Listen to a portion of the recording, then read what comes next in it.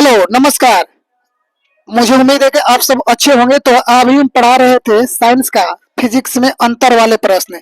तो अब पढ़ेंगे प्रतिवर्ती धारा तथा दिश धारा में अंतर, यानी एसी और DC, alternative current and direct current. प्रतिवर्ती धारा को अल्टरनेटिव करंट कहा जाता है, जबकि डीसी को डायरेक्ट करंट कहा जाता है।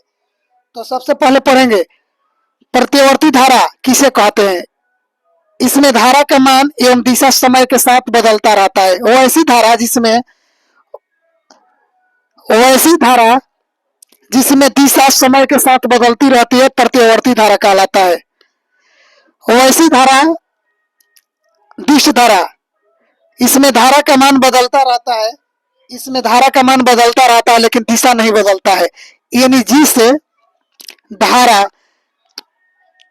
जिस धारा में मान बदलता है लेकिन दिशा नहीं बदलती है, वह दिष्ट धारा कहलाता है। कहता है प्रतिवर्ती धारा को कैसे उत्पन्न किया जा सकता है। तो प्रतिवर्ती धारा को आसानी से उत्पन्न किया जाता है। ठीक है जी।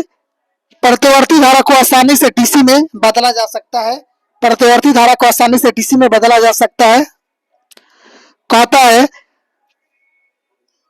प्रतिवर्ती धारा डीसी के अपेक्षा अधिक घातक होता है। कहता है प्रतिवर्ती धारा चालक तार के सतह से प्रवाहित होता है। चलिए इधर जान लेते हैं दिष्ट धारा। इस धारा का मान बदलता रहता है। दिष्ट धारा में जिसका मान बदलता रहता है लेकिन दिशा नहीं बदलता है, वैसी धारा जिसके मान बदलता रहता है लेकिन दिशा नहीं बदलता है, दिष्ट धारा कहलाता है। दिष्ट धारा को कठिनाई से उत्पन्न करते हैं। इस धारा को कठिनाई से एसी में बदला जाता है। यानी दिष्ट धारा को कठिनाई से एसी में बदला जाता है। दिष्ट धारा एसी की अपेक्षा कम घातक होता है। ठीक है जी। दिष्ट धारा चालक के बीच से प्रवाहित होता है। तो चलिए अंतर पढ़ते हैं।